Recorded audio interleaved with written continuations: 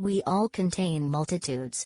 But when you're Egyptian, Jewish and gay, identities often incongruent with each other, you're bound to face conflict.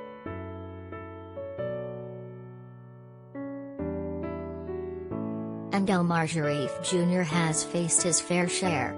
The grandson of late actor Omar Sharif, Lawrence of Arabia, Dr. Zhivago, and Egyptian-Canadian actor and model, details his meandering and melancholy, but ultimately meaningful, journey in new memoir A Tale of Two Omars, a memoir of family, revolution, and coming out during the Arab Spring. Counterpoint, 209 pp, half out of 4.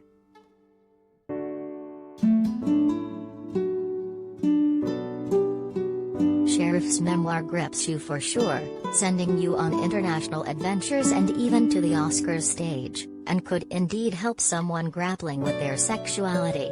But despite shared growing pains, most won't relate to his specific privileges. The book also loses its way in its attempts to capture the weight of who his prolific grandfather was.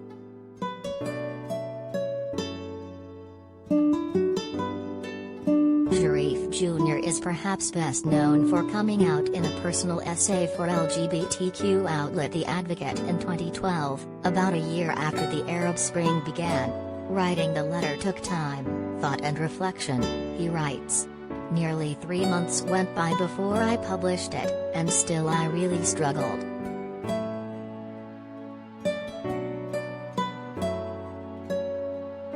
I write this article because I am not unique in Egypt and because many will suffer if a basic respect for fundamental human rights and equality is not embraced by Egypt's new government, the letter reads.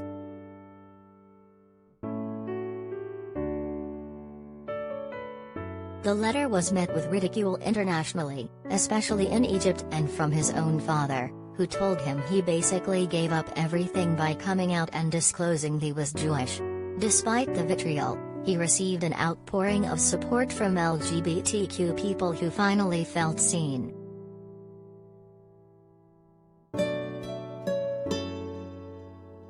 How 3 Jewish and Arab families swapped kidneys, saved their mothers and made history.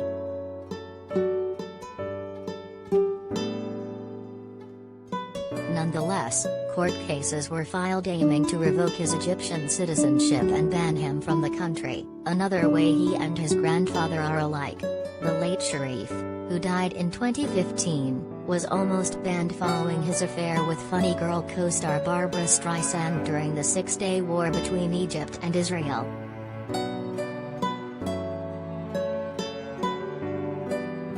The organization Human Rights Watch says LGBT people were still being detained in inhumane conditions and tortured in Egypt as of October 2020.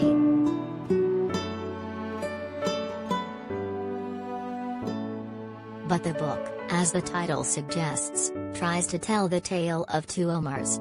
Some of its most heartbreaking moments feature the elder Sharif in Alzheimer's-induced confused states, treating the grandson he loves horribly. He once eviscerated him at a dinner in front of complete strangers. You want to be something, but you are never going to be anything like I was because you will always be a failure.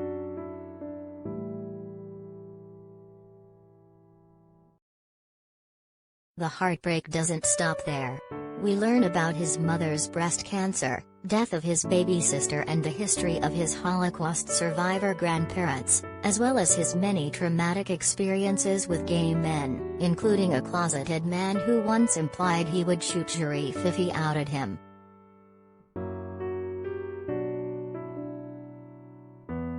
He also details his mother's poor initial reaction to his coming out. Don't tell your father. Don't tell anyone. God help if your father or the rest of Egypt finds out. You've always caused me stress. That's probably how I got this, she said, referencing her cancer. They ultimately reconciled.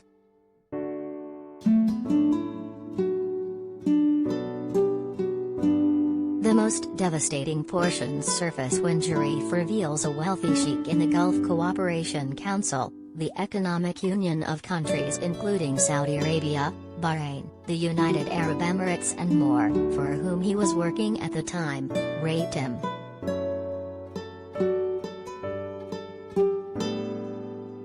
I don't remember being able to speak. I couldn't say no, so I shouldn't have been able to say yes, either, Sharif writes. I felt trapped in a body I couldn't control.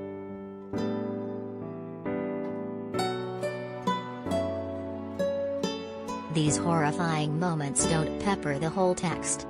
See one incident where he finds himself stuck climbing out of a hookup's house in college, trying to avoid running into said hookup's housemates. They had to call the fire department to get him out. He also talks being the Oscars' first trophy man in 2011, typically, just women held the trophies, and chatting with then Best Supporting Actress nominee Melissa Leo in his dressing room. He told her she was going to win the Oscar for The Fighter, even though he didn't know 100%. When she did win, the Omar you hear her name drop in her speech is him.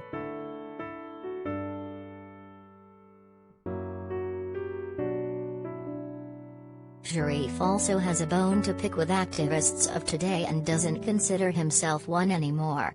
Many of the actions I see activists taking these days seem to be motivated by polarizing, all-or-nothing confrontations. A sense of pragmatism is on the decline. I believe in engagement and dialogue above all, in finding common ground.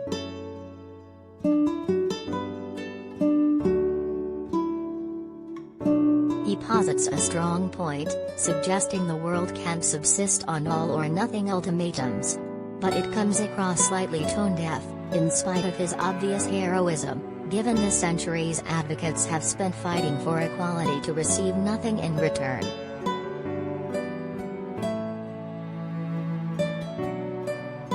We all contain multitudes, but fighting for what's right shouldn't include making yourself smaller to fit them all.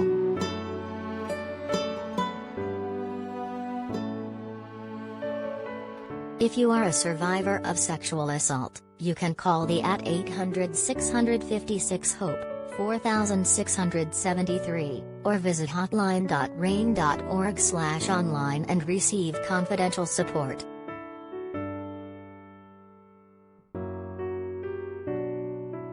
Helps LGBTQ+ people struggling with thoughts of suicide at 866-488-7386 or text 678 to 678.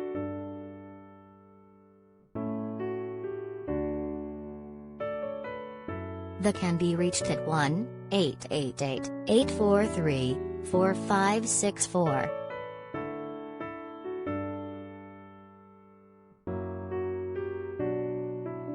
We defend 30 challenged books including Beloved and 1984.